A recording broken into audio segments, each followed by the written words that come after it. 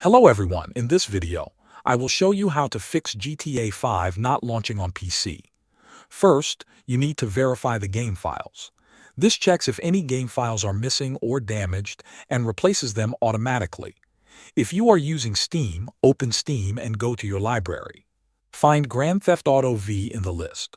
Right-click on it and choose Properties. Open the Installed Files or Local Files tab. Click on Verify Integrity of Game Files. Wait until the process is complete. This can take several minutes. If you are using Epic Games Launcher, find GTA 5. Click the three dots next to the game. Select Manage, then click Verify.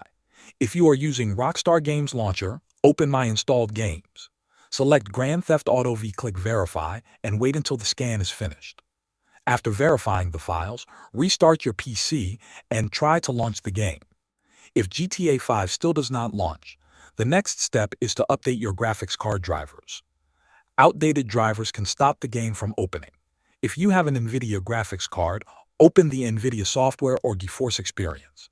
Check for driver updates and install the latest version. If you have an AMD graphics card, open the AMD software. Look for updates and install the newest driver available.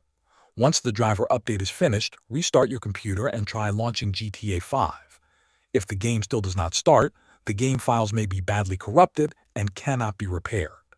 In this case, uninstall GTA 5 completely and reinstall it. This should fix GTA 5 not launching on PC in most cases. Thanks for watching.